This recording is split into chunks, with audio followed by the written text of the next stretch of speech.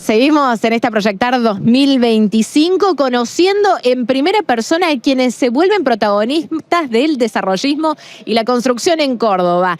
Me dijeron antes de que comenzáramos este panel, nos sentimos como jugadores de fútbol dando una conferencia de prensa. No encuentro motivos para contradecirlos, porque como buenos jugadores de toda la cancha que son multifacéticos, así que vamos a ir estrictamente a la presentación de cada uno de ellos. ¿Cómo están? Buenas tardes. Muy bien, buenas tardes. Comiencen a presentarse, en el orden que quieran. Arranque usted, No sea tímido, por favor. Mi nombre es Alejandro Adroua, actualmente soy secretario del Consejo Federal de Colegios Inmobiliarios. Continuamos con... Buenas tardes. ¿Qué tal? Me imagino que lo de jugador de fútbol es por lo físico que tenemos los tres. Exacto. Por eso debe hacer alusión, alguna. así que sí, me siento un jugador de fútbol en una conferencia. Mi nombre es Lucas Péndola, soy arquitecto y soy corredor inmobiliario. Actualmente soy el presidente del Colegio Profesional Inmobiliario de Córdoba. ¿Hincha de? Del más grande de Córdoba, Talleres. Muy bien, muy bien. Tenías un lenguaje para hablar y elegiste el de la verdad, me parece. Por supuesto. Sí.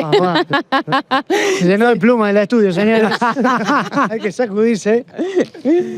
Sí, ahora presentate. Matías Merguerian, director de MB Real Estate, consultora inmobiliaria y consultora externo de La Voz del Interior. Trabajamos la base de datos del diario y hacemos ¿Se dieron cuenta información que con... al presentarse están todos en múltiples funciones, ¿no? Sí, y me estoy enterando en este momento que a Merguerian le gusta el fútbol, por ejemplo. No lo sabía. O sea, Bien. además de conocernos como profesionales, nos empezamos a conocer como personas. Claro. Así que es más importante aún. Y me da la sensación que no quiso declarar de qué club es hincha tampoco. No soy hincha de ningún club. Ah, ¿sí? Sí, no. Yo soy un ex fanático del fútbol. He dejado de ser fanático, ya no opero más como hincha de fútbol. A partir de este momento, esta charla no va a ser sobre el mercado inmobiliario 2025, vamos a hablar de fútbol. En términos futboleros, ¿no? ¿Cómo está el mercado inmobiliario? ¿Cuál es la proyección para lo que queda de este 2025? Bueno, yo quiero arrancar hablando, porque después de la presentación que dio acá mi amigo Matías Merguerian, y que mañana nos toca a nosotros dos hablar, ya está todo dicho. Yo quería poner directamente hacia mañana en la mañana cuando arrancó, decir, vinieron a la capacitación del Mati y listo. Hagan de cuenta que ya ahí está el resumen y nosotros pasamos a hablar de otra cosa. Por eso estuvo bueno. Nos dejó la vara alta, ¿no? No, estuvo bueno que dijo que habláramos de fútbol para hablar de otro contexto. Ahora, hablando en serio, estamos atravesando un contexto macroeconómico turbulento y creo que el real estate está pasando una situación en la cual aquellos inversores que estaban dando vuelta sin saber en dónde capitalizar sus inversiones, nos están viendo con buenos ojos. Así que al mercado inmobiliario es muy positivo. En un mercado de pases vendrían a ser ese jugador al que todos desean, ¿no? En este momento quizás empezamos a acomodar los tantos en la cancha, empezamos a administrar la economía del club y nos dimos cuenta que necesitábamos a los mejores jugadores del mercado, ¿no, Lucas? A ver, siguiendo con, y hablando en serio, por supuesto, en este momento, siguiendo con lo que dice Adroua, la verdad que comparto, venimos de años donde el sector ha sido golpeado. No nos olvidemos que muy recientemente, hace aproximadamente 1 año y 5 meses, se derogó la ley de alquileres, una ley que fue muy perjudicial no solo para el mercado de alquileres, sino para el mercado de la compra-venta de inmuebles. Un mercado que muchísimos clientes inversores compraban inmuebles para volcarlo al mercado, se fueron porque no le era apetecible volcar inmuebles a contrato de locación a 36 meses, con indexaciones cada 12 meses. Entonces, bueno, habíamos perdido ese cliente inversionista y estamos viendo que de a poco, y con algunas variables que juegan papeles importantes, como puede ser la estabilidad cambiaria en este momento, la eliminación del cepo cambiario para las personas físicas, también creo que es una medida que empieza a jugar un papel importante, una previsibilidad, una inflación a la baja. Estamos viendo que esos clientes que habíamos perdido, que se habían ido a otro tipo de mercado, hoy los estamos recuperando. Así que bueno, creo que se vienen meses que pueden ser prósperos para el sector. Si bien el crédito hipotecario en el 2023 jugó un papel importante y fue oxígeno puro para nuestra industria, para nuestra materia, porque no solo que el crédito hipotecario estaba atrás de una sola operación, sino que desencadenaba en múltiples operaciones, quien vendía también compraba. Así que bueno, creemos que este 2025, con lo que queda el segundo semestre, si logramos que el crédito hipotecario se vuelva a posicionar, pueden ser unos segundos 6 meses prósperos para nuestro sector. ¿Qué atenta contra el mercado, Mati? ¿Qué crees que son los puntos que nos quedaría por trabajar en la cuestión inmobiliaria como para entender el panorama? ¿Qué atenta contra el mercado inmobiliario, al menos con una mirada 2025? Yo creo que siempre en la economía lo que atenta es la confianza. Las economías son estados de ánimo, se rige plenamente por la confianza que puede tener el consumidor. Y hay un índice que está bastante interesante, que es el que realiza la Torcuato Di Tella, que es el índice de la confianza del consumidor. Y los últimos 2 meses en los bienes durables tiene crecimiento del 2,5 y del 3,1. Me parecen datos que son espectaculares porque terminan reflejando posteriormente realmente cambios en el mercado inmobiliario, en el mercado nuestro, ¿no? Son datos nacionales, pero que siempre reflejan los momentos al alza. Así como hablaba hace un rato de la cantidad de consultas que se generan en el sitio de La Voz, creo que los indicadores nos están dando muy bien, y para volver a términos futboleros, desde el 2018 al 2024 tuvimos mucho aguante, y hoy tenemos un 2025 que nos encuentra como Platense, ¿no? Che, de repente salió el jugador que estaba tapado, el equipo que estaba tapado, un montón de buenas voluntades que coordinaron bien, nos están dando bien los números, y cada vez tenemos un poquito más de prensa, cada vez estamos mejor. Creo que estamos ante la posibilidad de que en pocos meses realmente termine de dar vuelta la rueda. Estamos traccionando de a poco, pero está faltando ese envión que dé la vuelta y que empiece a funcionar, que lo va a terminar haciendo el crédito hipotecario, pero que lo va a tener que acompañar el inversor y lo va a tener que acompañar la macroeconomía con estabilidad.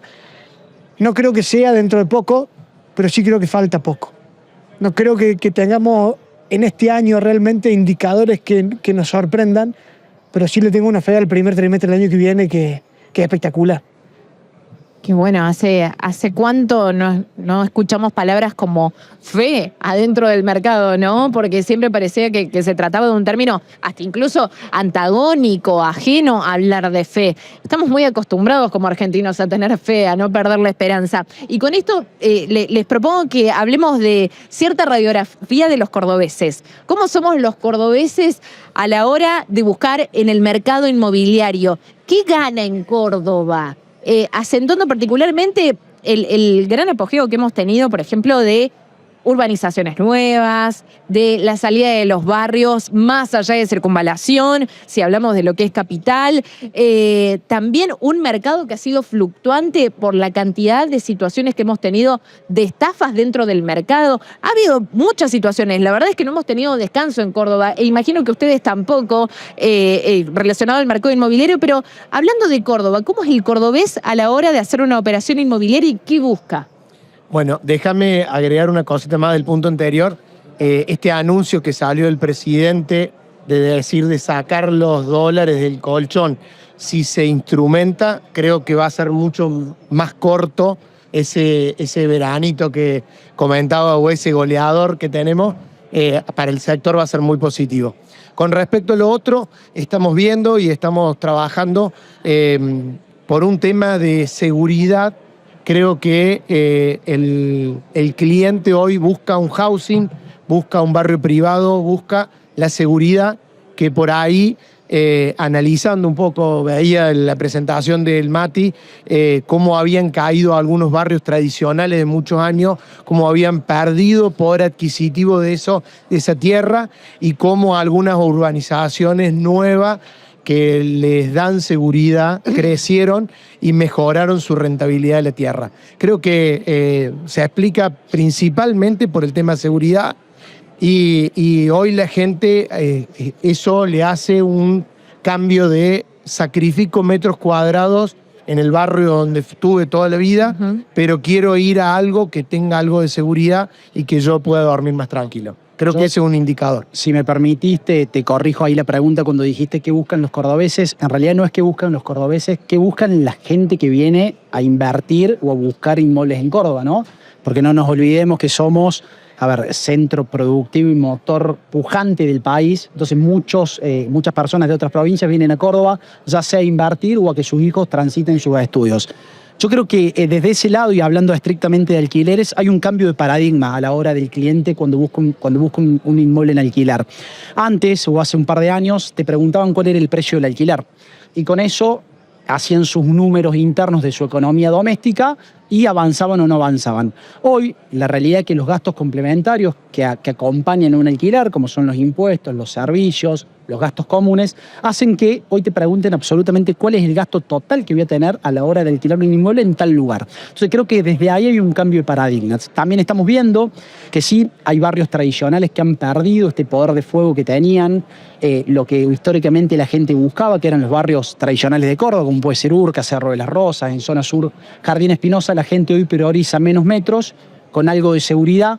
Por eso estamos viendo el crecimiento exponencial que estamos teniendo en compraventa de inmuebles en los housing, en los loteos apto dúplex. Así que creo que hay un cambio de paradigma y también hay un contexto en el cual debemos entender, cuando hablamos de alquileres, hoy estamos en un mercado que tiene 3 tipos de contrato de alquiler en simultáneo. Tenemos los contratos que se han celebrado con la ley 27.551, que era la ley de alquileres, que establecía los plazos a 3 años con actualizaciones cada un año. Luego esa ley se modificó, apareció la 27.737, que seguía con el mismo plazo de duración de los contratos y con actualizaciones cada 6 meses. Y el 29 de diciembre del 2023, el Gobierno Nacional derogó la ley de alquileres y apareció nuevamente la autonomía de las partes de poder contratar.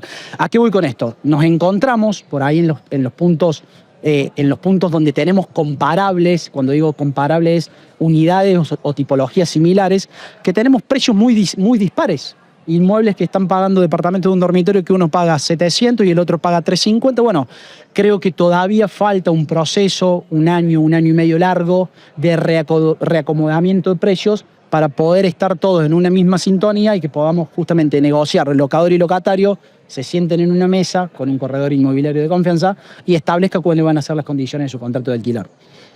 Qué interesante, porque lo que estamos escuchando prácticamente es un titular de diario que, valga la redundancia, lo vemos a diario. El tema es seguridad. Mati, en tu experiencia de todos los días en La Voz del Interior, seguramente notás estos filtros que se ponen de redireccionar una búsqueda mucho más específica hacia un sector.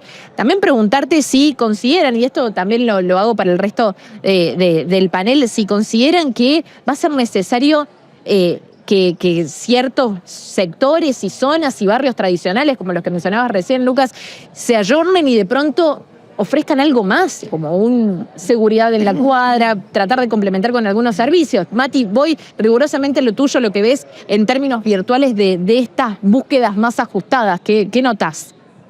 Primero habría que dimensionar cómo está compuesta la oferta, porque la demanda, el volumen de la demanda siempre se va a concentrar en cantidad en departamentos, principalmente de un dormitorio y de 2 dormitorios, porque la oferta es muy grande. El 40% de la oferta está vinculada a departamentos de 1 y 2 dormitorios en venta. El otro 40% está vinculado a casas de 2 y 3 dormitorios en venta, en su mayoría de barrios tradicionales. Y entonces tenemos un marginal de un 10, un 15%, que es la oferta que existe hoy de este tipo de producto. Y entonces tenemos que entrar en un doble o en un triple clic para poder identificar qué pasa ahí, porque hay una sobredemanda, hay una determinada cantidad de avisos y hay una determinada cantidad de consultas. Si dividimos la cantidad de avisos por la cantidad de consultas, el índice que da de demanda esos barrios cerrados es muchísimo superior a los barrios tradicionales, que obviamente por volumen de demanda van a tener más consultas, pero lógico, hay mucho más oferta. Entonces sí, tenemos que entrar en ese análisis de la demanda haciendo un doble clic o un triple clic dentro de lo que está buscando hoy la gente, qué es lo que se ve en la calle, pero qué es lo que se puede ver en una base de datos también. Lo vemos claramente. Tenemos productos como los lotes, que representan un 10% de la base, y los housing o conceptos cerrados, que representan un 15%, que están con 2 o 3 consultas por aviso, cuando el resto de la oferta tiene un 0,5, un 0,3 por aviso. Estamos hablando de exponencialmente un porcentaje mucho mayor. ¿Y consideran que esto va a ser una tendencia que va a continuar en aumento? ¿O hay una posibilidad de que se revierte esta situación y que los barrios tradicionales repunten la oferta? Yo creo que, y situándonos en el contexto donde hoy estamos realizando esta nota, que es el Proyectar Córdoba, donde estamos todos los actores de un sector tan pujante y tan productivo como el nuestro, la única salida que tenemos es que estemos sentados todos en una misma mesa, los privados y el sector público, para repensar la ciudad en algunos puntos. El centro puede ser otra de las problemáticas que hoy estamos teniendo. Hay una ordenanza que anda dando vuelta, que la municipalidad impulsó, de los monoambientes en el casco histórico del centro. Yo creo que es una ordenanza que es interesante porque hay que densificar nuevamente el centro. Hoy vemos que después de las 17 horas no tiene volumen de gente que lo transite. Así que sí, a ver, sin duda que estamos en ese desafío, y creo que somos nosotros los que somos parte del sector, junto al sector público, ver cómo repensamos para que los barrios vuelvan a ser apetecibles y vuelvan a ser elegidos por los clientes. Te escucho, estamos, Ale. Digamos, sumado a lo que dice Lucas, seguramente en las estadísticas no. Mi amigo allá que está no me deja chumear las estadísticas, me dice que las tengo que comprar, pero claramente hablando de volumen, como decía recién Mati, volumen de cantidad de casas que hay hoy en un barrio en venta o en alquiler, vas a tener una mayor oferta de lo que hay en los barrios privados. Entonces acá en el Proyectar, con todos los desarrollistas, deberíamos proyectar el Córdoba que queremos de acá a 10, 15 años, porque si la tendencia va a los lugares cerrados y housing cerrado, tenemos que acompañar y proyectar las ordenanzas de las tierras hacia donde eso va a crecer. Para que no nos suceda lo que pasó en el Cerro, donde empezaron a poner limitantes y donde había conflictos entre los mismos vecinos que no dejaban mayor metros cuadrados, o en lo que pasó en Villa Belgrano, donde había tierras grandes y que quisieron hacer housing, algunos pudieron hacer housing y después le dijeron que no. Obviamente que el proyecto tiene que ser en conjunto entre todos los que estamos trabajando, pero creo yo que la seguridad va a ser el puntapié inicial por el cual, si eso merma o nos sentimos más seguros, seguramente hablemos de otro panorama hacia adelante. Bueno, y hablando un poquito en doméstico y agregando las palabras de Alejandro, hoy los barrios, o algunos barrios, se han reconvertido y han mutado y dejaron de ser los barrios tradicionales. Entonces, digo, con ordenanzas claras del municipio y con desarrollistas y inmobiliarios que apostemos y avancemos sobre eso, también hacerle entender a doña Rosa, para hablar claro, que vivió toda su vida en un barrio tradicional, en una casa de 250 metros, que ese barrio dejó de ser un barrio de casas bajas, donde primaba la tranquilidad, para convertirse en lo que puede ser, no quiero poner nombres propios, otro tipo de barrio donde predominan los housing, los polos gastronómicos. Claro. Hoy recorremos la ciudad y vemos que se han desarrollado polos gastronómicos en avenidas donde vivía gente, restaurantes que se desarrollaron en casas de familia. Entonces, bueno, hay que tratar de entender el fenómeno y acompañarlo. Para ir cerrando ya el panel, los voy a meter en un tema no menos relajado y bastante polémico. Hace algunos días desde Argentina se anunciaba que la tasa de natalidad cayó un 40%.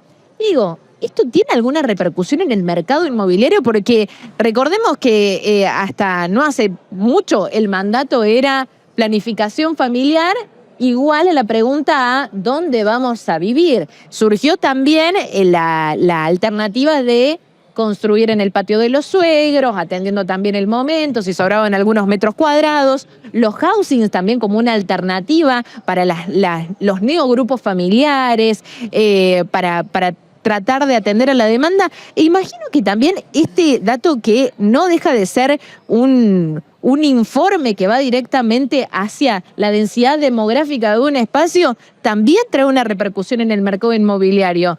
¿Tienen alguna opinión para resaltar relacionada a los datos de natalidad y al mercado al que ustedes están constantemente estudiando? Soy papá de 2. Entiendo perfectamente la baja de la tasa de natalidad. No, sí. Me parece que todo cambió, ¿no? Ya lo resumiste. Cami, Con eso que dijiste, ya lo resumiste. Cami, Juaco, es lo mejor que me ha pasado en la vida, pero lógicamente, yo no sé si hoy, con la vorágine en la que vivimos, construir una familia es un desafío mucho más grande, o las redes han hecho mella en la juventud, y esto, anímate, vive la vida hoy, lánzate al futuro, viaja. Entonces, la Ríe, gente ama, dice, claro, sueña y alquila, ¿no? entonces la gente dice, ya, ¿para qué me voy a comprar una casa? Me voy a viajar. Bueno, creo que era un componente entonces más sociológico que económico, ¿no? Creo que en todo el mundo está pasando eso. Y entonces vamos a tener que empezar a pensar casas para perros y para gatos, porque en realidad lo que está creciendo es eso. Ujú. Es difícil de proyectar y de imaginar qué puede pasar. Entiendo de que gente y déficit habitacional en Argentina existe y es muy grande. O sea, no creo que sea un desafío de que empiecen a quedar propiedades vacías. Claro.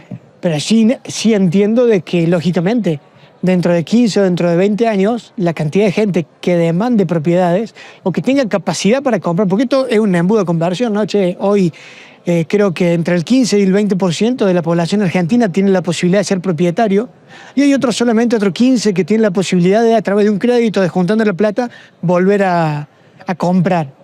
Entonces, más allá de que sea el estrato alto, ese estrato alto, si no es empujado por gente, el estrato alto va a seguir siendo el 15%, pero va a representar menos población. Entonces creo que el desafío está, la verdad, va a ser dentro de 15 o 20 años, y en Argentina creo que tenemos desafío a 7 o a 14 días.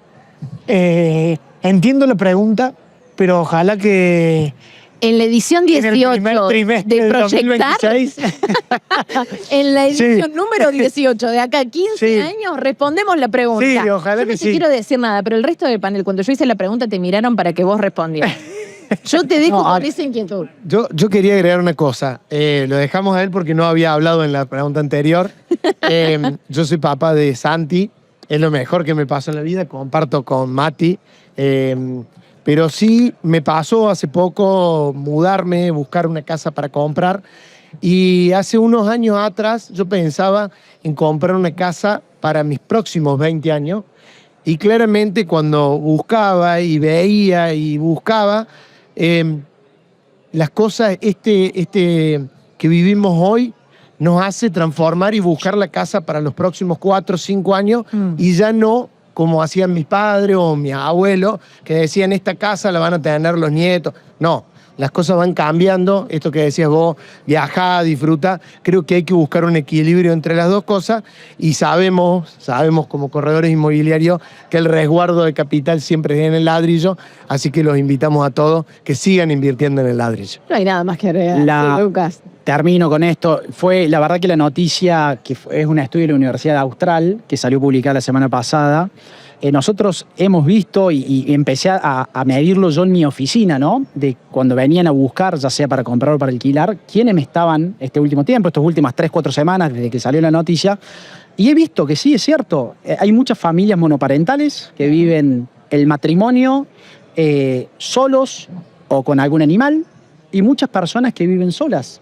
Y a su vez, y en esto quiero atar a lo que dije hace un rato, lo que hoy cuesta mantener una vivienda es tan oneroso, o sea, mantener una vivienda de arriba de los 150, 160, 200 metros es tan oneroso, que hoy el bolsillo juega un papel importante a la hora de elegir una vivienda. Así como Alejandro recién contaba, que mientras él buscaba el desafío esto de encontrar la vivienda donde va a vivir, y creo que también hay un cambio ahí de época y de paradigma, donde la gente ya no piensa, después de la pandemia la gente ya no piensa 20 años.